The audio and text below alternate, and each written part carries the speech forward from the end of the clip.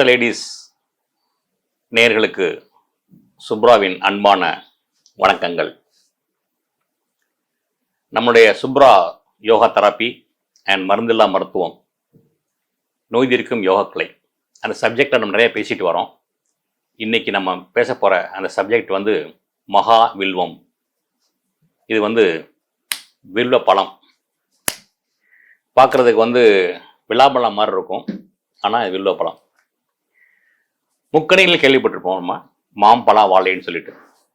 அந்த பலா வாழை, அந்த வாழையில் என்ன ஒரு பெனிஃபிட் பார்த்தீங்கன்னா, வாழை பழத்தில் உள்ள எல்லாமே மனிதர்களை சாப்பிட்றதுக்கு உதவுது.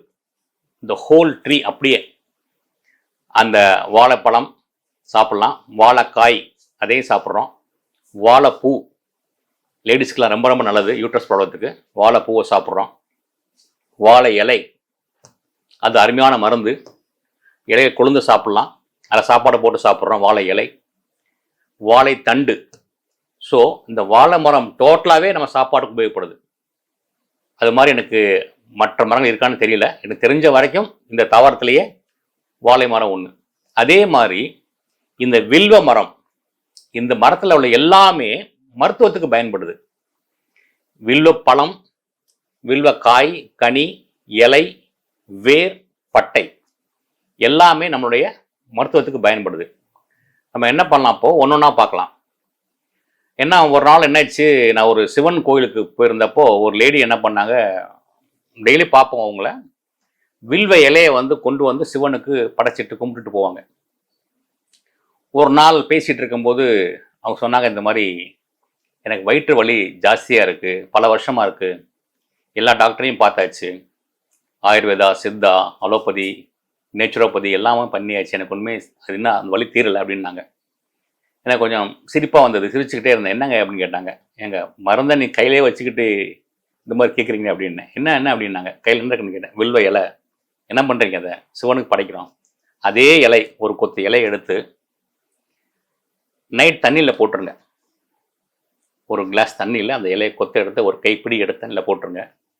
நெக்ஸ்ட் டைம் மார்னிங் வடிகட்டி குடிங்க. ரொம்ப சிம்பிள், நீங்கள் ஒன்றும் பண்ண வேண்டாம், அந்த இலையை எடுத்து போட்டு காலை குடிக்க போகிறீங்க அப்படின்னு 21 days ட்ரை பண்ண சொன்னேன்.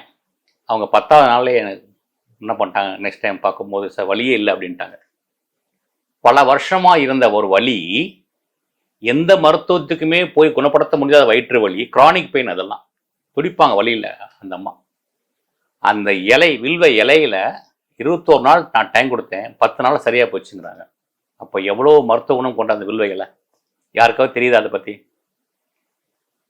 கோயில்களில் நம்ம பண்ணக்கூடிய ஒன்றுக்கும் சரியான பேக்ரவுண்ட் இருக்குது.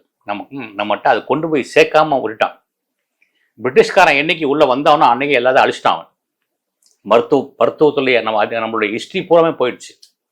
ஆயுர்வேதா, சித்தா, நம்மளுடைய பண்டைய கால அந்த நூல்கள், ஓலைச்சுவடிகள், வர்மா எல்லாமே பாதி அழிஞ்சு போச்சு. மிச்சம் தான் நம்மகிட்ட இருக்கு. இப்போ அதையாவது மக்கள்கிட்ட கொண்டு போய் சேர்ப்போம். எங்களுடைய மருந்தில்லா மருத்துவத்தில் நாங்கள் நடத்துகிற அந்த யோகா தெரப்பி கிளாஸில் இதெல்லாம் நாங்கள் சொல்லுவோம். எல்லாமே நான் சொல்லிக் கொடுப்போம் அவங்களுக்கு.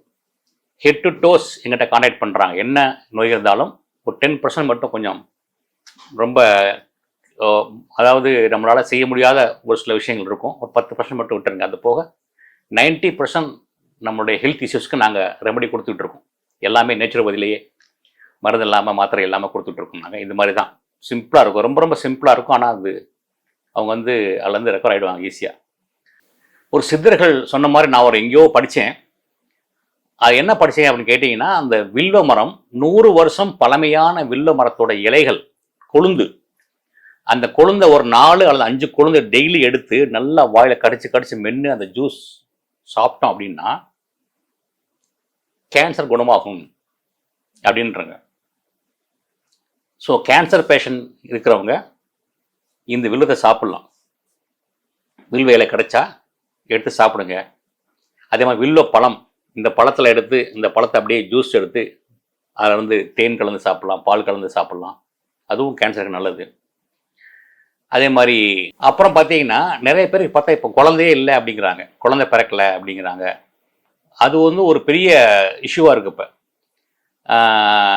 இந்த ஒரு காலத்தில் பார்த்தீங்கன்னா, நம்ம தாத்தா பாட்டி காலத்துலலாம் பார்த்தீங்கன்னா ஒரு வீட்டில் ஒரு 10 பேர் இருப்போம். 10 12 பிள்ளைய பெத்த அந்த ஜீன் நம்மகிட்ட இருக்கு, நம்ம உடம்புல இருக்குது.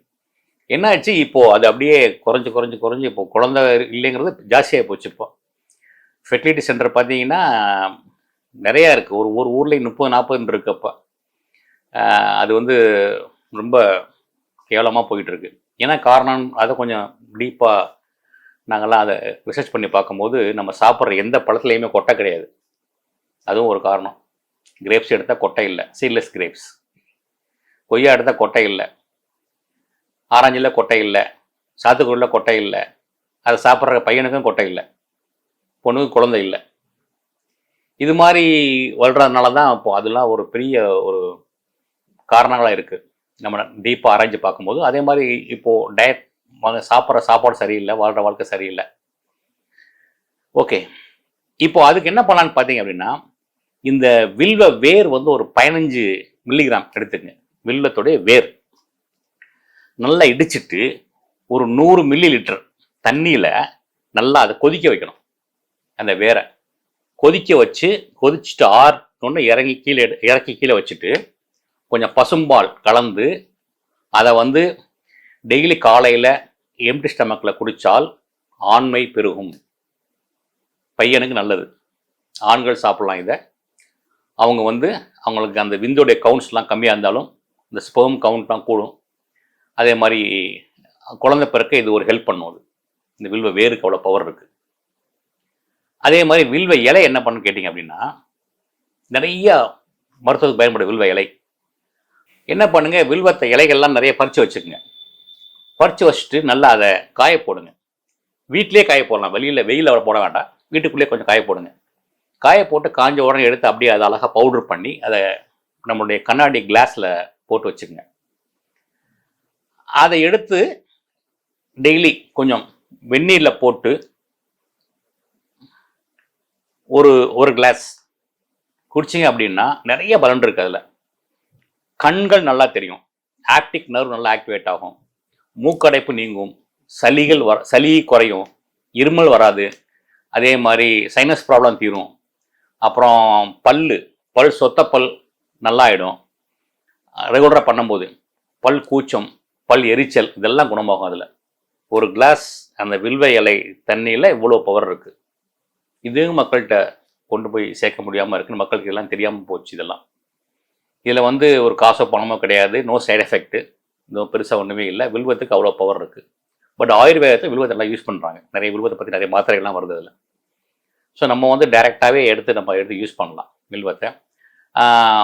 குழந்தைக்கு பால் கொடுக்கும் தாய்மார்கள், அதே மாதிரி ப்ரெக்னெண்ட்டாக உள்ளவங்க இதை யூஸ் பண்ண வேண்டாம். நம்ம டு பி இந்த சேஃபர் சைட் எல்லாத்துக்கும் நம்ம சொல்லிடுவோம். அதை அவங்க இந்த பக்கம் வர வேண்டாம். ஸோ அவங்க எந்த விதமான இந்த மூலிகைகள் அதெல்லாம் எடுத்துக்க வேண்டாம். ஏன்னா இந்த மாதிரி மாதமாக இருக்கிறவங்க, குழந்தைக்கு பால் தரவங்களுக்கு அந்த ரிஸ்க்காக ஜாஸ்திங்கிறது யாருமே அதை சொல்ல மாட்டாங்க.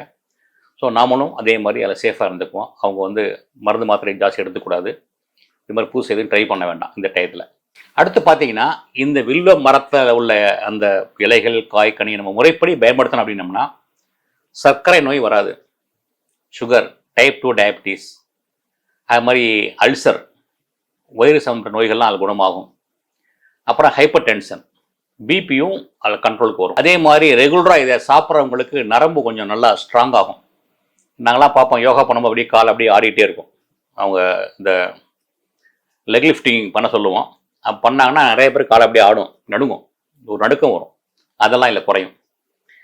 எப்படி நமக்கு மாப்பிள்ளை சம்பா அந்த அரிசிக்கு அந்த பவர் இருக்கோ, அதே மாதிரி நரம்பு மண்டலத்தை இது வந்து நல்லா தூண்டி விடும். ஸோ நரம்புக்கும் நல்லது இது. மாப்பிள்ளை சம்பா அரிசி சாப்பிட்டாலும் உங்களுக்கு அந்த கால் நடக்க நின்றுடும். ஏன்னா அது பேரே அதுதான், மாப்பிள்ளை சம்பா. மாப்பிள்ளைக்கு கொடுப்பாங்க. ஓகே, அது ஸ்டோரி இப்போ வேண்டாம். சரி, ஸோ இந்த நரம்பு வந்து வலுவடைகிறதுக்கும் இந்த மாதிரி நம்ம வில்வத்தை பார்த்து நம்ம வில்வ இலையை பயன்படுத்தலாம்.